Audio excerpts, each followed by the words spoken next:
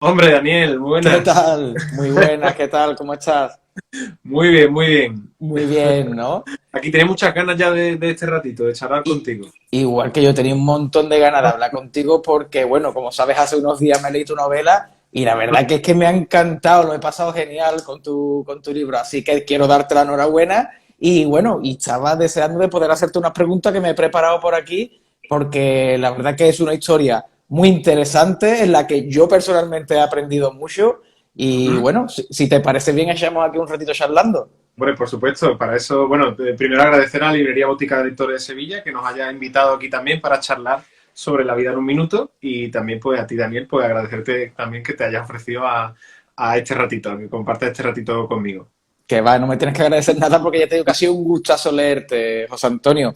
De hecho, tengo el libro sin firmar, así que espero que podamos coincidir pronto y me lo Hombre, pues firme. sí.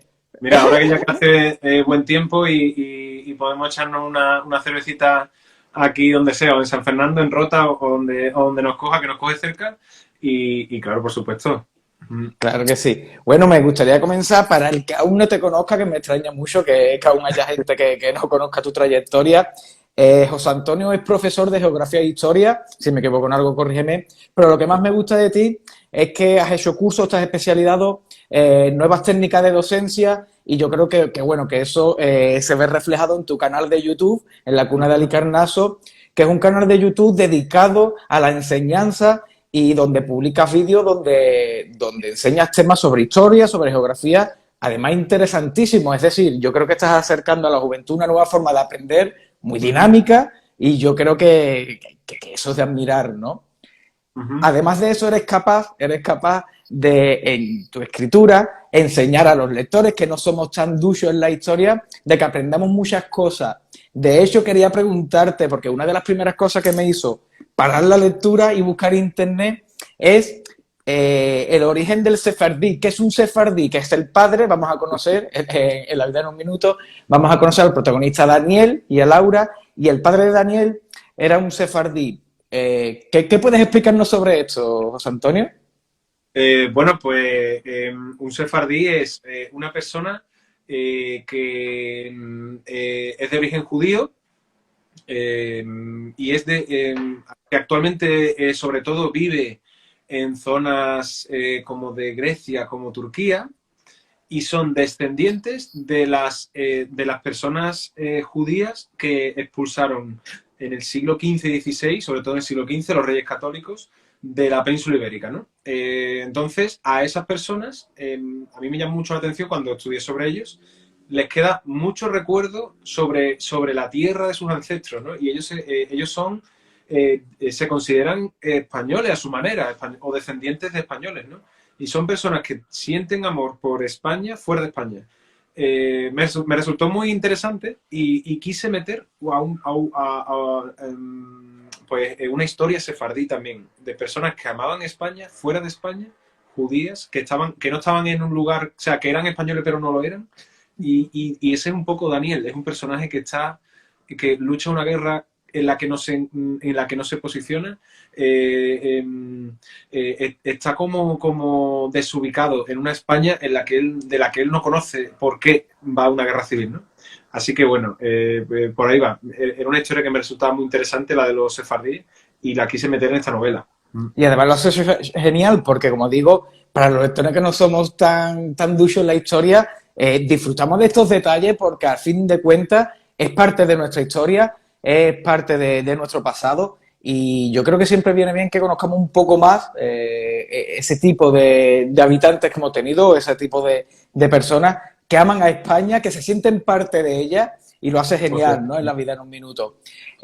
Como digo, nada más que empezar, vamos a conocer a Daniel, un protagonista que se siente solo, vive entre ruinas, tiene que buscarse la vida y por una serie de razones necesita huir de Madrid.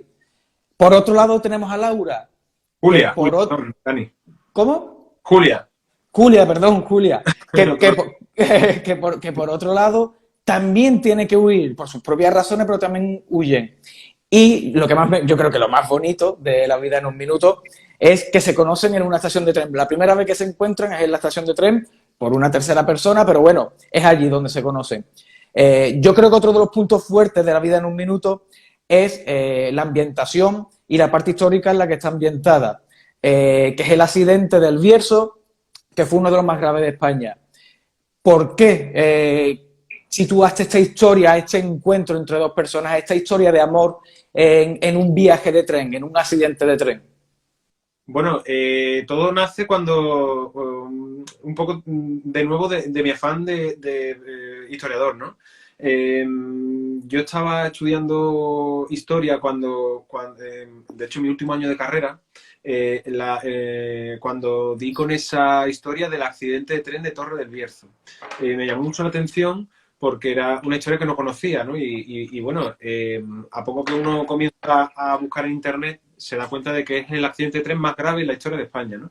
Tiene un número, o sea, fue un accidente brutal que implicó a un tren, pero realmente implicó también hasta tres convoyes y me llamó mucho la atención por un segundo aspecto, que era porque no conocía prácticamente nada al respecto, ¿no? Y no solo yo, sino que era algo que me parecía que no estaba en el gran público, que la gente no, pues era una historia que no conocía, ¿no?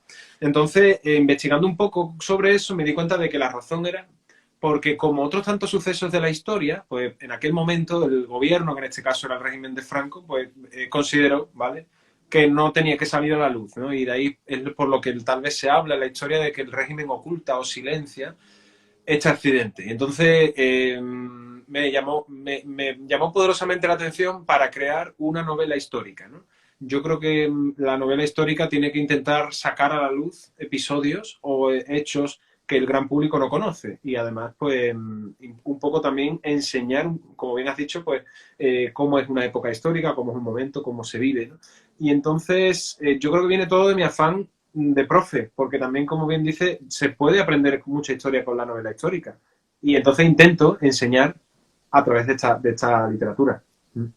¿Es cierto, José Antonio, que en este accidente existe la posibilidad de que hubiese víctimas que quedaron silenciadas por el régimen franquista? Sí, bueno, realmente más que víctima, el propio suceso histórico.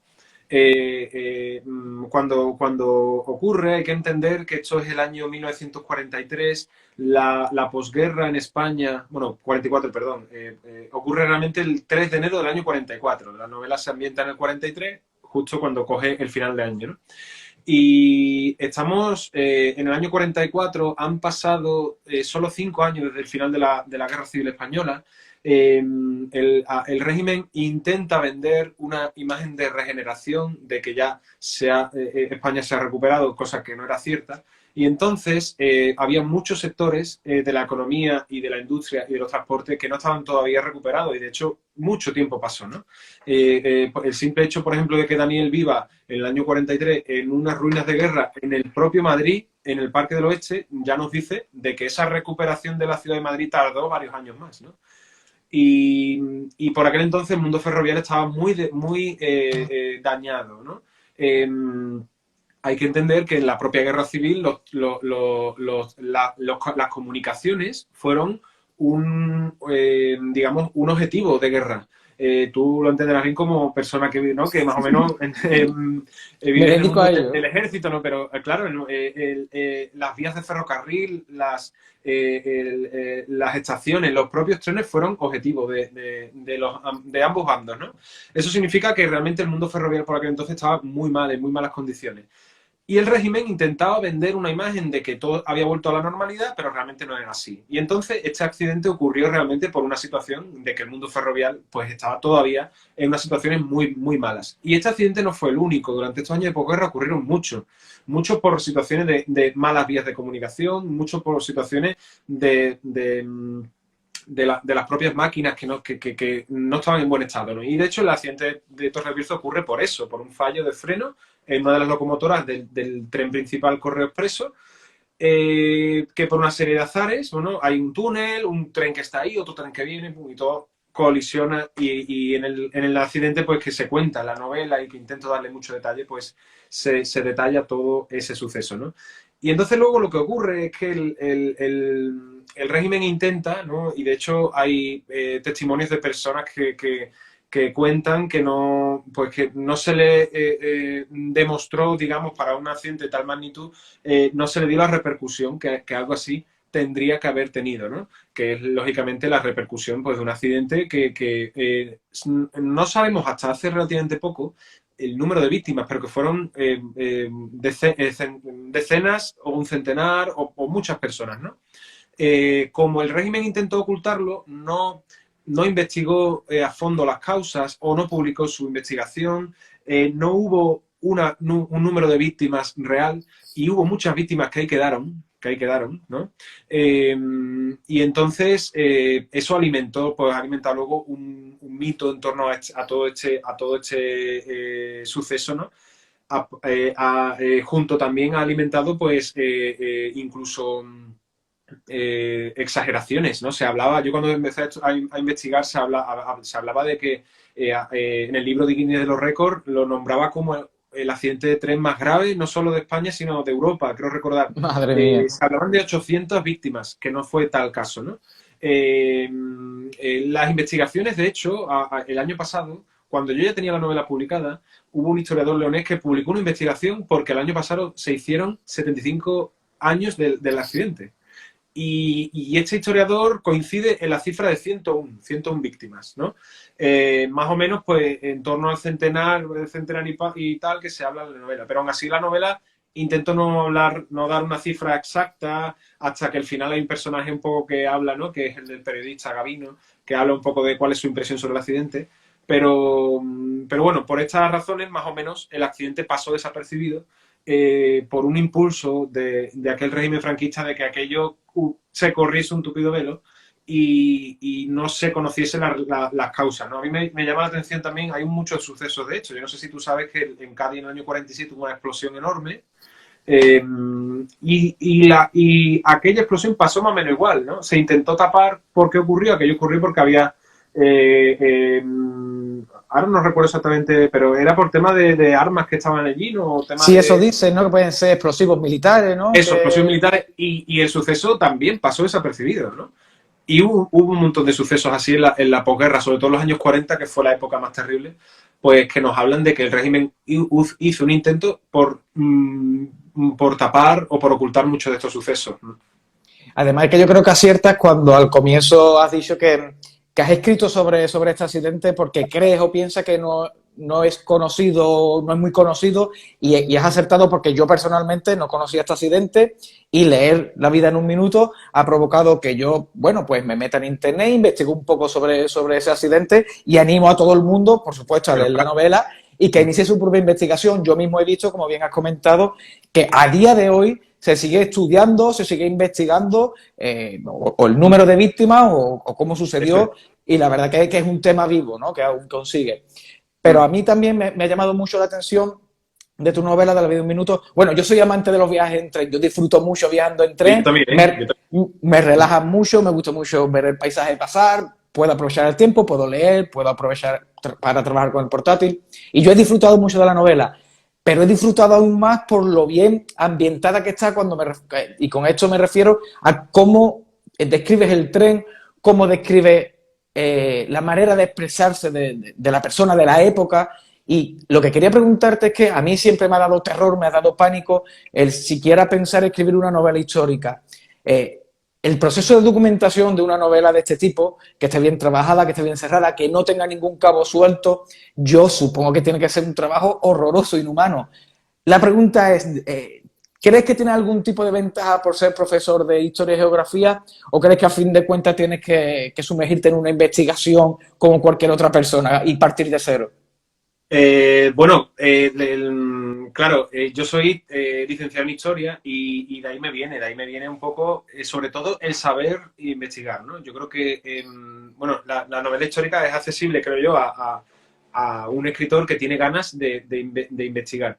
Y la investigación es complicada, no es complicada, pero sí trabajosa, y hay que saber hacerla, ¿no? Hay que saber ir a fuentes hay que saber seleccionar buenas fuentes y articular una realidad histórica en un pasado que tiene unas características muy distintas, ¿no? Yo creo que, bueno, que lógicamente los conocimientos básicos que yo tengo de historia y también un poco el haber podido conocer cómo se documenta uno para trabajar desde el punto de vista histórico me ha ayudado, lógicamente, a crear una novela histórica y además un género que me gusta, que yo disfruto, ¿no? Escribiendo porque soy amante de la historia.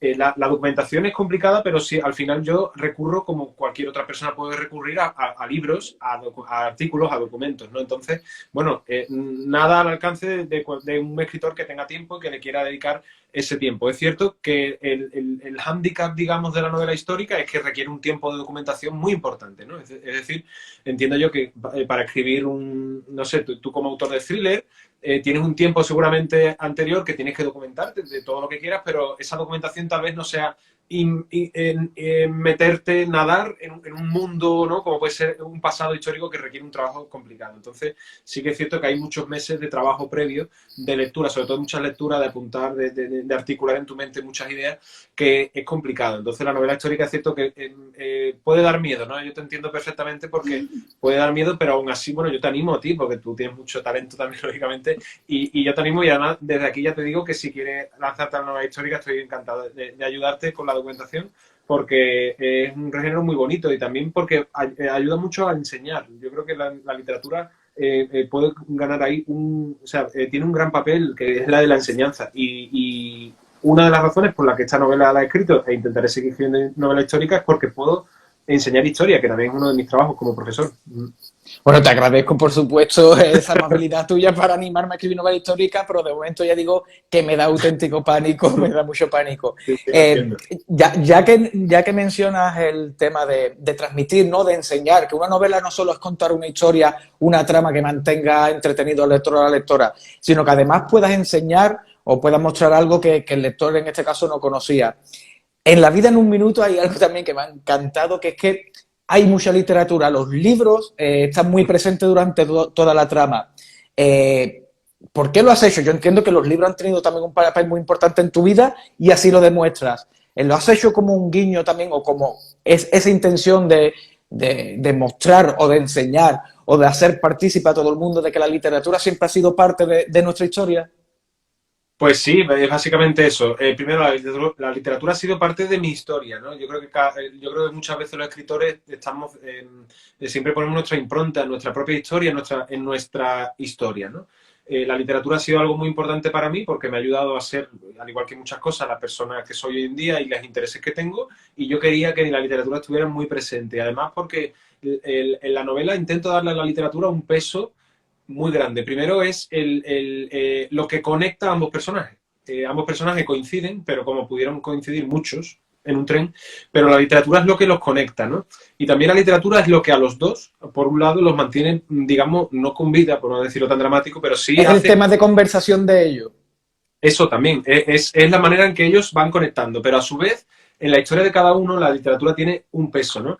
Daniel es un chico que ha leído desde siempre, pero que cuando está en la guerra, una de las cosas que lo mantienen, digamos, cuerdo es la lectura y las conversaciones con el guerrillero con el que él está, Baldomero, que digamos, asume el papel de maestro, ¿no? Daniel es un personaje que tiene muchos maestros a lo largo de la novela, ¿no? Que está su padre, que está Rafael el tabernero y que está Baldomero. Y la literatura es lo que conecta a Daniel con eso, ¿no? Con este personaje y también hace que sobreviva en aquella guerra como guerrillero, ¿no? Que se cuenta en la novela. Y en Julita la literatura tiene un papel esencial porque ella es una chica como tantas otras de una clase acomodada donde vive sin preocupaciones, entre comillas, ¿no? Vive sin problemas, tiene una vida muy definida, tiene un novio dominante, machista, como muchos otros personajes de aquella época, tiene una boda en mente, tiene una familia en mente, ¿no? Ella tenía ya la vida muy encarrilada, ¿no? Ella iba a ser buena madre, buena esposa, digamos, el papel que la sociedad de la época le daba a la mujer, ¿no? Pero ella quiere entrar a la universidad, quiere estudiar el estudio universitario y el acceso de la universidad en ella y sobre todo empezar a leer poesía, ¿no? Que ella lo tiene muy presente, es lo que hace cambiar a este personaje, ¿no? Entonces, la literatura tiene en Julita es digamos, el motor que hace al personaje moverse y cambiar y de pronto querer romper con la sociedad en la que vive y querer romper con su pareja y hace al personaje transformarse, ¿no? Entonces, yo quería darle a la literatura ese papel en la novela. Ahí es un personaje más. Los libros, la poesía, se cita continuamente, ¿no? A María Zambrano, a Lorca, a Miguel Hernández, ¿no? Que tiene otro peso ahí importante. Y son personajes más en la novela. También hablas de las tertulias de escritores que se hacían antiguamente en las cafeterías de Madrid. Es otro de los puntos que me ha gustado mucho, hablando de los libros, aprovechando el tema. Y quería preguntarte, porque es cierto que aquí en mi ciudad, en San Fernando, hay un par de tertulias que se siguen haciendo, hay escritores que se siguen reuniendo, pero yo creo que ha perdido un poco la razón de ser de lo que era una tertulia, ¿no? Que era realmente sentarse para hablar de literatura. Yo, siendo honesto aquí, lo que yo he vivido en una tertulia es varios escritores sentados para hablar o para criticar de uno o de otro, ¿no? Y quería preguntarte un poco, ¿crees que las redes sociales o esta conexión que tenemos en la que los lectores, tanto los escritores como los lectores, podemos hacerle una pregunta o hacerle un comentario directamente al autor o a la autora de una novela, han cambiado o han hecho desaparecer este tipo de reuniones donde se podía debatir, donde se podía hablar sobre literatura en un lugar público? Bueno, no lo sé. Realmente hay que pensar que las tertulias de las que se habla en la novela, que eran muy famosas, a esas tertulias acudían personajes ¿no? que son estos escritores que se van citando y escritores muy famosos. Que quiero pensar al contrario, ¿no? Yo no quiero pensar que que las redes sociales han eliminado estas tertulias. Por ejemplo, aquí en Rota también, muy cerquita de San Fernando, pues sí siempre se ha generado tertulias también de escritores, ¿no? Y yo he intentado acudir, ¿no? Aquí, por ejemplo, veranea Almudena Grandes, aquí en este pueblo. Aquí tenemos a un escritor que es Felipe Benítez Reyes, que es un poeta también muy reconocido. Y bueno, en verano se organizan cosas, ¿no? Pero tal vez, no sé si el concepto de tertulia de antes es el mismo de ahora. Lo que sí que es cierto, que yo creo que con las redes sociales, y sobre todo me ha pasado a mí ahora a la hora de publicar esta novela, que seguramente te habrá pasado a ti antes, ¿no? Me he encontrado con un montón de gente con muchas ganas de escucharme, de preguntarme, de debatir, ¿no? Este momento que estamos haciendo ahora, ¿no? Bueno, y entonces yo creo que tal vez estemos viviendo un renacimiento de esto, ¿no? De poder compartir, de poder tener una tertulia, de poder compartir experiencias en torno a la literatura. O sea, la novela la publiqué en febrero, hace ya el mes pasado, y de febrero a ahora, por ejemplo, mi Instagram, ¿no? O mis redes sociales se han transformado por completo. Ahora ya solo son de libros, ¿no? Porque ya al final las personas con las que sigo, las personas con las que interactúo, pues son de este ámbito, ¿no? Y entonces para mí ha sido increíble el poder charlar de libros, el poder recibir a gente que le gusta mi novela, me hacen comentarios, recibo, respondo. Entonces, bueno, yo creo que las redes sociales, este mismo momento que estamos tú y yo aquí ahora, estamos en una tertulia. Hay aquí varias personas conectadas, nos están escuchando y nos escucharán cuando estén en diferido. Y eso ya es una propia tertulia. Así que, bueno, yo creo que hay que agradecerle a las redes sociales, ¿no? Hay mucha gente y sobre todo en el ámbito educativo, ¿no? Que demonizamos de norma este tipo de redes sociales, ¿no? Pensamos que nos están volviendo tontos, que no están... Es cierto que existe un problema de adicción, que eso existe. Yo lo veo con los chavales muy abundante. Con chavales de 12 años, para los cuales pues, les es muy difícil quitarle un móvil de la mano. Pero sí que es cierto que yo creo también que tenemos que fomentar que las redes sociales nos unen, que las redes sociales nos permiten esta oportunidad de compartir y eso hay que fomentarlo y yo creo que hay que ponerlo en valor también, ¿no? Que las redes sociales no todo es malo. Yo estoy totalmente de acuerdo contigo, yo creo que es una herramienta fantástica, tanto por parte de los autores como de los Eso lectores, para que haya comunicación. Es cierto que puede ir un poco en detrimento de las antiguas presentaciones, en los salones de actos, pero bueno, desgraciadamente, la época en la que estamos viviendo, la única opción que nos queda es esta. Y si no tuviésemos esta opción, es cuando yo creo que el sector si ya iba un poco de capa caída es cuando hubiese desaparecido del todo, ¿no? Quería Sí. también preguntarte porque, bueno, no has tenido tanta mala suerte. Conozco autores que publicaron novelas justo semanas o días antes de que se decretase el estado de alarma, pero bueno, sí es cierto que has publicado una novela en una época donde las librerías han estado cerradas o donde simplemente no puedes hacer una gira o no puedes presentar la novela, como hemos dicho, en un salón de actos. ¿Crees que esto puede de alguna manera ir en detrimento de nuestra carrera editorial? ¿Crees que eso nos puede perjudicar a la hora de llegar al máximo número de lectores? Bueno, no lo sé, yo todavía no sé ni siquiera cuántos libros van. Bueno, Entonces, no lo sé. O sea, es verdad que ese terremoto casi hasta hoy, ¿no? Por ejemplo, esta novela, la fecha de publicación era en mayo del año pasado. Y justo hace un año exactamente, me llamó Clara, mi editora, y me dijo, José Antonio, mira, vamos a posponerlo porque creemos que es lo mejor. Y al principio yo dije, me cago en la leche. O sea, tú sabes, ¿no? Mucho tiempo con la ganas de publicar, fue un palo. Pero claro, luego ya te pones a pensar y dices, bueno, ha sido la mejor opción, porque claro, entiendo ya los compañeros que han publicado y además algunos con los que tengo trato, que publicaron en marzo del año pasado, en abril, ¿no? Que ya la publicación estaba tan cercana que no pudieron pararla. A que yo entiendo que fue un desastre.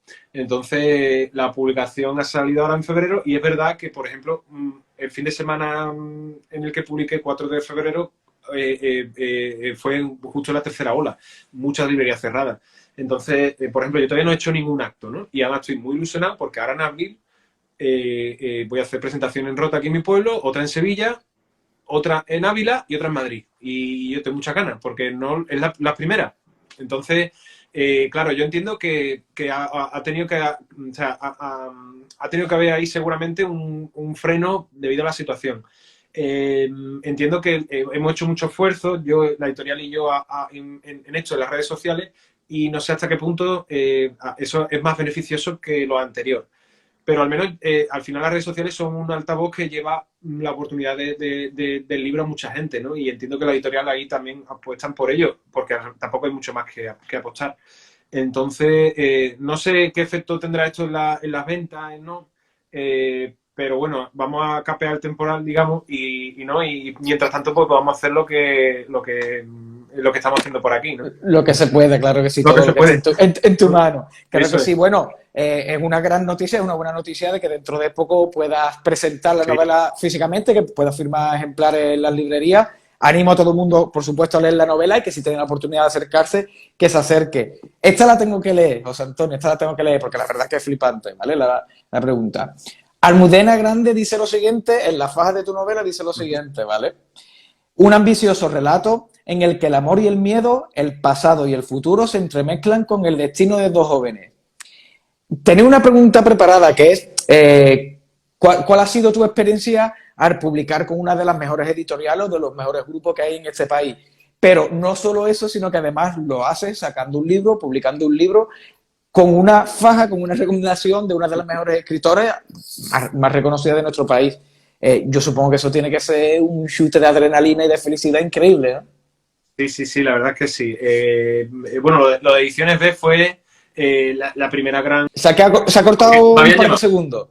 me habían llamado justo ahora y he colgado. Vale. Entonces, claro, Ediciones B fue cuando yo tengo una agente editorial, ¿no? Que es Sandra Bruna. Cuando me llamó Sandra y me dijo, mira, tenemos ya ofertas. De hecho, había dos ofertas, ¿no?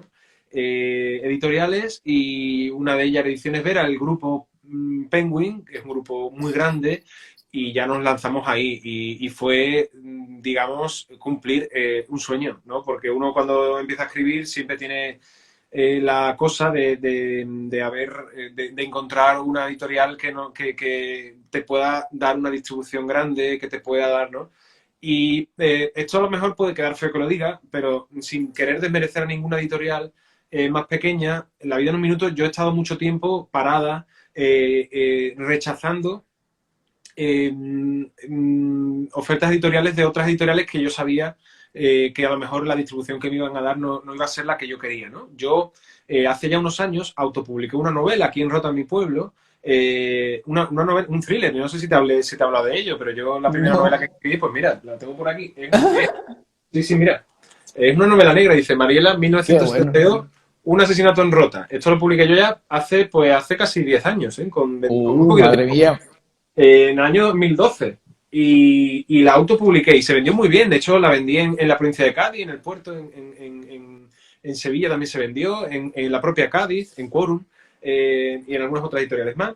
Y fue muy bien. Entonces yo ya pensé que una vez había hecho esto, yo ya, la siguiente, iba a llegar a una editorial y me iba a querer, aquello iba a ser un éxito. Pero claro, me di cuenta que no. Entonces yo escribí La vida en un minuto, y La vida en un minuto la terminé yo de escribir en el año 2017. 16-17, es decir, ya tiene tiempo, ¿no?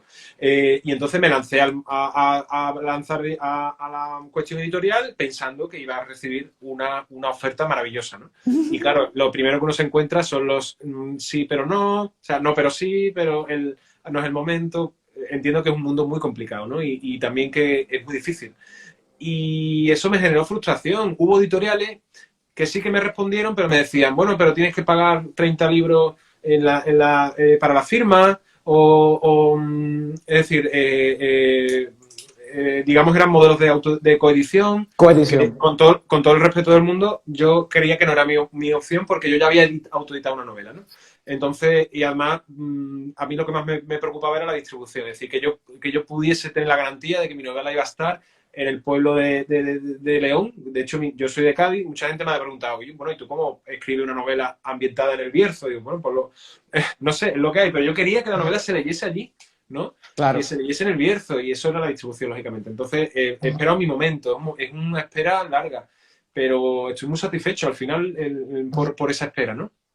Y luego, cuando me preguntaste sobre Almudena, yo tengo la suerte de que ella veranea aquí en Rota, en mi pueblo, y yo la llevo varios años conociéndola, ¿no? De hecho, ella leyó esta novela. Ella leyó Marila en 1972 y yo la conocí a través de eso porque se la regalaron a ella, la leyó y me escribió. Entonces, yo tenía 25 años y de repente recibo un correo de Almudena Grandes que dice que le ha leído esta novela y que le ha gustado. Y dice, y nos tomamos algo en un chiringuito. Yo, bueno, te puedo imaginar, ¿no? Madre Entonces, mía. a partir de ahí, pues tengo relación con ella, en los veranos, sobre todo cuando ella viene, nos vemos un par de veces y le hablé de La vida en un minuto y me dijo que adelante, que ya colaboraba con eso. Así que bueno, muy, muy contento porque ella me ayudase al respecto y que pudiese pues ponerme esa frase que es espectacular, como bien dice, y que entiendo que es una suerte para un autor novel pues tener a Almudena Grandes ahí. Claro que sí. Además, yo creo que es positivo, José Antonio, que hayas conocido el funcionamiento un poco del mundo literario, del mundo editorial, desde la más baja escala, ¿no? Yo Sí. creo que es necesario pasar por ahí, yo creo que es necesario pasar por las presentaciones en las que solo van tus colegas y tus familiares, el sacar un libro, autopublicarlo, gastarse el dinero y vender los 4 ejemplares como se puede, ver lo que cuesta encontrar una editorial que tenga una buena distribución. Porque yo creo que después todo esto se disfruta mucho más. Sí. Mucha gente se cree de que los escritores queremos publicar con las grandes editoriales para ganar dinero, ¿no? Y yo creo que la inmensa mayoría no trabajamos por ese camino. Lo que trabajamos es, queremos publicar con una gran editorial para llegar al máximo número de lectores y de lectoras, para encontrar más personas que nos lean, no por el cambio de divisa, ¿no?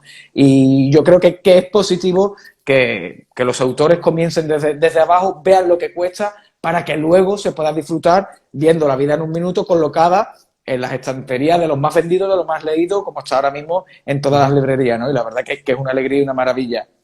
Voy a hacerte la última pregunta, ¿vale? Venga, estupendo. Pero antes, con tu permiso, si te parece buena idea, me gustaría que los que nos están viendo, si queréis dejarnos un par de preguntas, ¿vale? Estupendo. Mientras José Antonio va contestando y demás, yo intento leer, intento sacar 2 o 3, ¿vale? Para tampoco extendernos mucho en el tiempo y que así José Antonio pueda responder a vuestras dudas, ¿vale? A vuestras preguntas. Genial. Me has hablado de tu pasado un poco, de tus comienzos como autor, y mi pregunta es la siguiente, yo creo que es la obligatoria. ¿Tienes algo ya nuevo metido en la cabeza? ¿Estás trabajando sobre alguna novela nueva, sobre alguna historia? Yo sé que cuando se publica una novela, cuando se termina de escribir, uno puede terminar cansado, ¿no? Uno puede necesitar un tiempo de descanso y yo creo que es positivo porque a fin de cuentas el reposo y la calma mental es muy buena para la creatividad, ¿no? Pero hay veces que se nos meten algunas ideas en la cabeza o que parece que nos obsesionan y en las que no podemos dejar de trabajar, ¿no? ¿Tienes algún proyecto en mente? ¿Estás trabajando sobre algo nuevo? Bueno, sí. De hecho, estoy trabajando en dos proyectos distintos. ya a los que estamos por aquí, para que sepáis, en este mismo año, en 2021, publico un libro de divulgación histórica para niños y jóvenes, que me hace Madre mía, qué bueno, mucha qué bueno. ilusión, me hace mucha ilusión, ¿vale? Ya, esto no lo sabe mucha gente, pero así que, como estamos aquí en confianza, pues os lo aviso, ¿no? Hay mucho, me hace mucha ilusión, pues porque realmente está muy relacionado con, con mi canal, con la labor que hago con la Cuna del Carnaso, ¿no? De acercar digamos, a los jóvenes la historia. Eso lo estoy terminando de pulir ahora ya el manuscrito y ahora, de hecho, después de Semana Santa lo tengo que entregar. Así que estoy ahora mismo con todo eso muy liado. Y también desde el año pasado, porque como esta novela, La vida en un minuto, iba a salir en mayo de 2020, cuando me quedé así de pronto parado, con la novela ya terminada. De hecho, la novela, la cubierta, la faja, todo listo. La editora me propuso que pensásemos ya en la siguiente historia, ¿no? Y entonces, de hecho, ya incluso la firmé con Ediciones B, que yo creo que pues es todo un lujo, ¿no? Que apuesten por una segunda novela sin que la primera esté en la librería.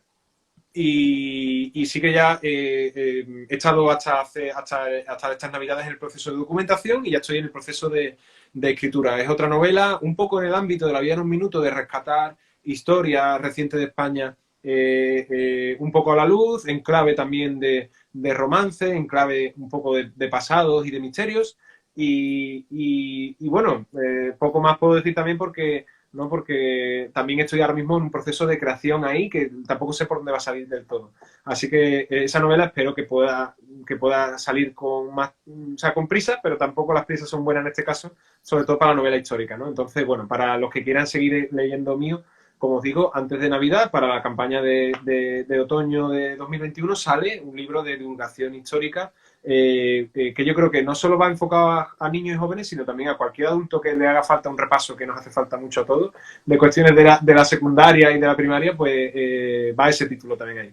Seguro que sí, estaremos encantados de volver a leerte. No tengas prisa, como has dicho, porque yo creo que todos los que hemos disfrutado de La vida en un minuto queremos volver a disfrutar de otra novela tan bien trabajada, tan bien documentada, con tanto detalle como esta. Así que tómate el tiempo necesario, que yo creo que en la literatura las prisas nunca son No buenas. son buenas, es verdad. No, nunca lo son. Vale, voy a dar paso a las primeras 3 preguntas, ¿vale? Venga. Mira, esta te podría haberla hecho yo porque la verdad que me gusta mucho, ¿no? ¿Por qué el título? Para mí el título es precioso, José Antonio, y estoy convencido de que para muchos lectores y muchas lectoras será así. ¿Por qué La vida en un minuto? ¿Cómo decidiste el título? Bueno, no lo decidí yo. Vale, vale. ¿Vale? Yo no sé si te pasa a ti, pero yo soy lo peor del mundo poniendo títulos. O sea, yo puedo escribir una novela y cuando llega el momento de poner el título, no sé, me quedo bloqueado, ¿no? Yo mandé esta novela con otro título, con un título en clave, El tren, ¿no? El tren de Torre, El túnel número 20, son algunos títulos que siempre he barajado, pero los editores tienen un arte para buscar el título que es fantástico, ¿eh? Que yo creo incluso que los escritores no tenemos, o al menos yo. A lo mejor los títulos pueden venir de un escritor o al final va a necesitar un editor que le dé el toque, ¿no? Entonces, la idea de La vida en un minuto se le ocurrió a Clara, mi editora, sobre todo por la idea constante que está en la novela, que es de la importancia de cómo te puede cambiar todo de buenas a primeras, ¿no? Al final, el tren ocurre por azar, el tren ocurre porque hay un momento de... son varios trenes que confluyen y todo de manera casual, y al final la vida de los personajes son personajes que ellos esperan hacer un viaje de tren de manera rutinario, pero de pronto su vida cambia de buenas a primeras, ¿no? Entonces la idea es, pues, cómo la vida te cambia en un minuto, ¿no? Es cierto que el título es maravilloso, el título es maravilloso, entonces se le ocurrió a la editora, así que... Hay que darle la enhorabuena a tu editora, eso. Antonio. Sí, la verdad es que sí. Vale, esta pregunta era de María Jesús Román López, ¿vale? Que no lo he dicho. La siguiente es de Yolanda Rocha Moreno. Yolanda Rocha es una lectora brutal. Nos conocemos desde hace mucho tiempo. Es una lectora incansable y además súper profesional. Y pregunta lo siguiente. ¿Qué opinas de esa moda revisionista respecto a la historia? Lo de mirar con ojos e ideas de hoy y hechos del pasado. Bueno, ya es una pregunta muy interesante y es cierto que la historia, ya hablando más desde mi punto de vista como historiador que de novelista, ¿no? Es cierto que la historia está siempre en continua revisión. Esto no es realmente, aunque parezca una moda, siempre ha ocurrido la revisión, ¿no? Es decir, al final cada sociedad o cada etapa mira al pasado con ojos distintos, ¿no? Cuando el franquismo hacía historia o cuando el siglo XIX hacía historia, pensaba en otros hechos pasados de una manera que hoy pensamos nosotros y los interpretaba de otra forma. Entonces, el revisionismo histórico ha existido siempre. Es cierto que hoy, al final, la profesionalización que tiene hoy en día la historia, sobre todo hablando del punto de los historiadores, nos hace confiar más en que al final la historia que hacen los catedráticos, las personas que trabajan, no responde a modas. Pero sí que ocurre, sobre todo cuando el gran público piensa en historia o cuando se hace divulgación, tal vez se suele ver ese revisionismo. Es cierto que hoy en día a mí no me gusta que, por ejemplo, se hable de, no sé, de una etapa histórica con ojos del presente, ¿no? A eso se llama presentismo. Al final, cada etapa histórica tiene sus porqués, tiene sus causas y simplemente la historia no hay que ni juzgarla ni decir si era buena o mala, la historia hay que comprenderla, punto. Es decir, el pasado es como es y no podemos decir que yo qué sé, la conquista de América, que es un tema que siempre está en continua revisión, fue bueno, fue malo, fue un hecho que ocurrió. Hay que entenderlo, hay que comprenderlo y hay que aprender de él, punto, ya está, ¿no? No tenemos que decir, ¿no?, que los españoles masacramos a los indios, a los indígenas, perdón, u otros al revés, ¿no? O sea, esos episodios históricos que generan debates hoy en día, a los historiadores no suele gustarnos, porque ese revisionismo continuo tampoco es bueno. Es decir, la historia tenemos que intentar mirarla siempre con ojos objetivos, aunque realmente es complicadísimo. Eso incluso los propios historiadores nos cuesta mucho y un historiador que diga yo soy 100% objetivo tampoco es cierto, porque al final todo el mundo tenemos siempre un punto de vista, una manera de mirar, ¿no? Entonces, bueno, sí que es cierto que al final la historia siempre está en continua revisión dependiendo de la época histórica en la que nos tratemos. Pero la historia tiene que tender a ser objetiva siempre. Claro que sí, claro que sí. Esta pregunta de Carbilla Fuertes la tenía yo aquí, ¿vale? Pero me la he saltado por ir recortando un poco, pero la verdad es que es fantástica, ¿no? ¿En qué faceta te sientes más identificado? ¿En la de profesor o en la de escritor? Bueno, muy buena pregunta. Bueno, yo siempre digo que yo soy antes escritor que todo, ¿vale? La primera, y eso no desmerece ni quito importancia ni otra faceta, ¿no? Pero la primera vez que yo sentí pasión por algo fue por la escritura. Y eso me ocurrió con 10, 11, 12 años, ¿no? Ese intento de querer escribir, de querer publicar, lo he tenido siempre, es algo que me ha acompañado siempre. Y es anterior al final mi faceta como profesor. Yo, algunas veces lo he contado, yo soy profesor de casualidad prácticamente, ¿no? Yo estudié historia en la universidad porque me gustaba mucho. Como todos los estudiantes de historia, terminas la carrera y dices, bueno, ¿ahora qué hago, no? ¿Dónde tengo yo salidas que son complicadas, no? Yo comencé a trabajar en la universidad de becario, me quedé allí un poco en un departamento, pero me surgió la oportunidad de hacer el máster de profesorado. Lo hice por probar y cuando llegué yo a una clase de chavales me di cuenta de que me gustaba, ¿no? Y entonces ahí sale mi vocación. Pero fue una vocación tardía, es decir, una vocación que no me viene de niño.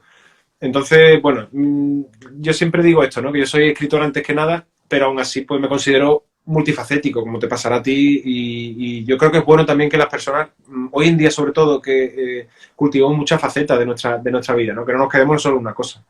Sí, además doy fe de que las dos las trabajas súper bien, eres profesional en ambas, te he visto en directo también en la docencia, y bueno, y nada más que hay que darse un paseo por tu canal de YouTube para ver que ambas ramas las trabajas fenomenal, vamos.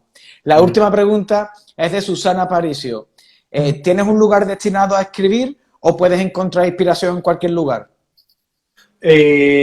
Bueno, yo más que un lugar tengo momentos, es decir, cada escritor aquí es muy gracioso porque esas son manías que tenemos cada uno de los escritores de todos, ¿no?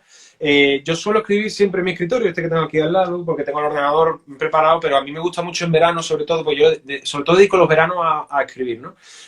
A mí me gusta escribir en una cafetería, me gusta escribir no en la playa porque es muy cómodo, pero sí que en la playa a lo mejor estoy trabajando con el texto de alguna manera. Lo que sí que a mí me gusta escribir, más que en un lugar concreto, en un momento que es por la mañana. Yo soy escritor de mañanas, incluso de madrugada un poquito, no a las 5 de la mañana, pero sí que me gusta levantarme temprano y si puedo, lo primero que hago en el día es escribir.